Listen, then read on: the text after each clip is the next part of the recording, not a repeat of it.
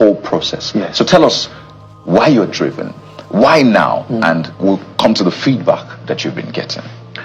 Thank you very much for having me. Look, the tragedy about Nigeria is that we are living in an alternate reality. We have decided to put the cart before the horse, so everyone is struggling. The literal professor said that things have fallen apart and the center cannot hold. So what happens when the center has caved? What happens to what is supposed to get support or stamina from it?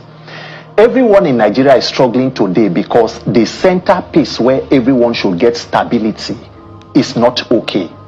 If we fail to fix governance, we are just in a vicious circle of lamentations and complaints. Nigeria, we claim to be a democracy, and the hallmark of every democracy are free, fair, credible, and peaceful elections. Without people being able to choose their leaders, you can't call that a democracy. We can decide to call it anything else. And unfortunately for us, we have refused or failed to pay attention and fixing that system, which is the first line of accountability for public office holders. If you do not have a system where you can vote in people, and if they fail to perform, you vote them out, what is the deterrence for doing or behaving badly? When you know there is a corrupt or criminal electoral process that you can weaponize and come back. So that is what we have. We begin. Why should somebody be talking about people, a governor bringing in a successor? Is it that the 10 million or so persons in the state do not have the ability to choose a leader? It is because our political system is structured such that we have strong men against the will of the people. So somehow, whether or not the people decide to sway this way, there is a structure that gives power to one person to be able to decide the fate of every other person. And Nigerians are not concerned about that. And if you do not do it now, at what point do we do it? You are complaining about inflation, insecurity, and whatever, the cost of living. The persons who put you in this situation are already prepared for 2027. So the question to every Nigerian is, what is then your plan for 2027? And nobody should say that the electoral process is okay. 2023 was a very clear example. We had 93 million registered voters according to INEC. 89 million collected PVCs. That is more than 90%. Less than 30 million came out to vote. Why are Nigerians not interested in that process? The professor in INEC, the INEC chairman, received 313 billion from the government and said, out of this amount, I'm taking 150-something billion for electronic technology. BVAS, which was the ultimate, supposed to be the game changer in the 2022 Electoral Act. On the day of the elections, the INEC chairman said there was a glitch. Gentlemen, does any of us here know why there was a glitch or what caused the glitch? And why should we not have further glitches going forward? If there is sincerity of purpose on the part of the politicians to actually give power to the people, why has nobody talked about fixing that process to ensure we have a seamless process? So the entire arrogance of a political class that is corrupt is a dysfunctional electoral system. And if you fail to fix it, you are only postponing the evil day, because they find a way of getting back by 2027. You have 4 more years. You complain and lament, then you get to 2031. If you fail to do nothing, how many years do Nigerians want to spend on the street complaining and lamenting? It is either now or we continue to suffer. So at the end of the day, you've made a very profound and striking statement, all in just the short time you spoke on, and it's quite important. So I'm just processing. So I'll give you a scenario. I'll give you a straight question and give us a solution. Let's assume that these politicians are not ready for change. Let's assume that they are weaponizing the system. Let's assume that this system is working for them, and anything that will fix this system, they'll come against it with everything they have. As a Nigerian, you are the vanguard of this, at least for now. Where should we start from? We must start from people identifying what exactly is the importance of that process. Do Nigerians realize that the collective destinies of persons depend on our decision to hold persons accountable? Because one of the things you will notice about Nigeria is that the persons in power are emboldened by the docility of the people. How many are the persons in power? How many senators do we have? How many reps? How many persons are in the presidency? Calculate all with the 36 state governors. So the question will now be, in Nigeria, the people in power and the power of the people, who should be greater? If one person can come out to boast and say that in so state by 2027 there will be no party or there will be no opposition, or by this time nobody can stop the re-election of this person, at what point do the 200 million or more victims of bad governance come together and say, by this time we want to end bad governance? Why do you think we're docile? There are different reasons to it. One, there is an apathy because Nigeria throws a lot at you. So the dysfunctionality in government makes you weak and uninterested. You are battling hunger, you are battling insecurity, you are battling a lack of health infrastructure.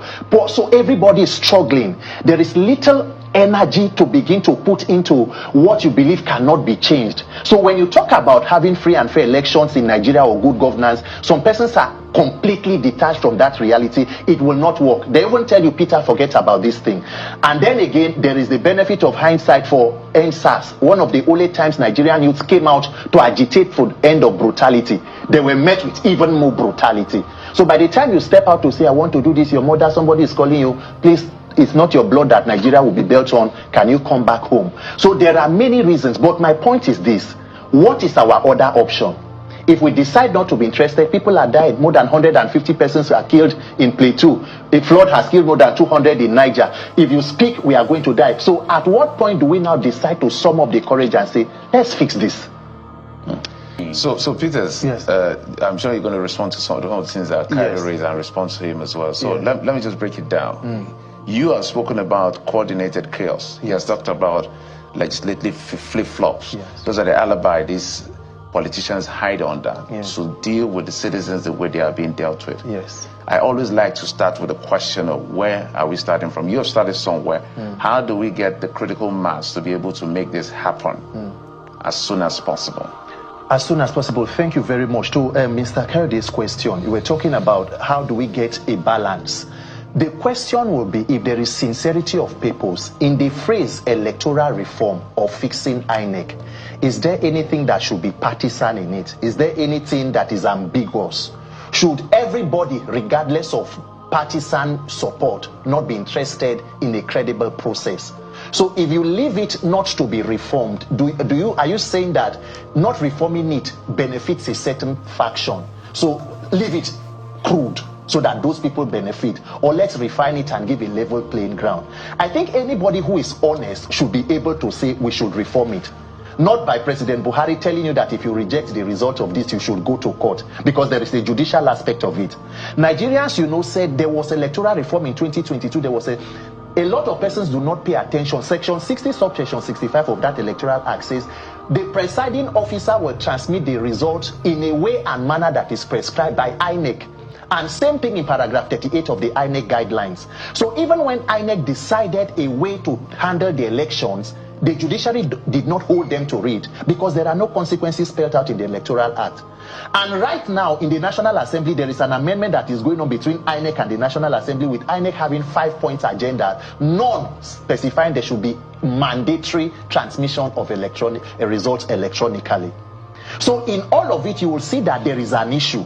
And the mere fact that since 2023 till date, nobody in the terms of power have thought it right that we should fix this system, and there must be a timeline. At most by December this year, we should conclude anything about election, because it must be 1 year out of the other election. That is why you see us screaming.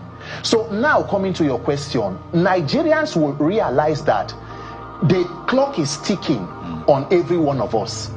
When you see me, what I am doing is to ensure that I do not wake up a day after 2027 and realize there is something I should have done that I did not do.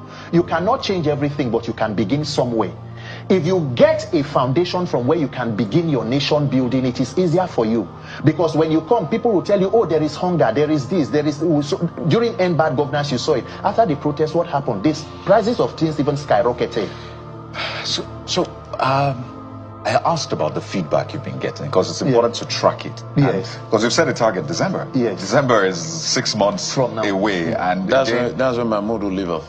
Exactly. So, and you know how fast things can move, and tell you, oh, well, it's not possible again, let's move on to 2031 and just work for it. So what kind of feedback have you been getting? A lot of people know you as a content creator. They missed your content, funny content. Now they see you talking about fixing Nigeria. Some ask, how did Peter just switch? Is he being funded by somebody? Is somebody empowering him, as they said, who is bankrolling you in that sense? But speak to us about the feedback. You guys remember bankrolling? Speak to us about the feedback you've been getting. Is this mission impossible? Does it look like mission impossible, or this mission is possible for you? And those questions around the backing you're getting. Do you know why I don't place it on a scale of mission impossible or mission not possible? It is mission that must be done. It is either Nigerians do it now or they do it later. The only thing is postponing the evil day, as it is. When it comes to bankrolling, in fact, moving to Abuja, I live in Lagos and I've been going to Abuja. It is my house rent that I was supposed to use to renew that I have been using. Nobody, because Nigerians, even when you come out to say, oh, we want to do this, because of the space of, you know, civic engagement, people begin to feel like maybe this person is out for some financial benefits and all of that. There is nobody. We are just trying to see. We came together with a group of persons, Nigeria Electoral Reform Coalition, NACO. We are personally doing whatever we are doing. The conference we held in Abuja, we invited people like Barrister Femi Falana. There was almost no refreshment to give anybody there. But the feedback is that a lot of Nigerians do not actually believe in that process, that we can have free and fair elections. That is how bad it is.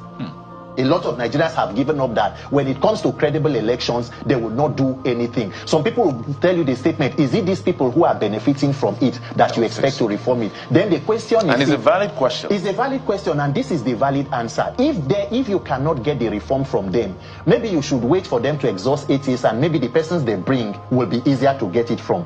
It will never get better. It is either you mount the oppression now and get it, or we continue to suffer.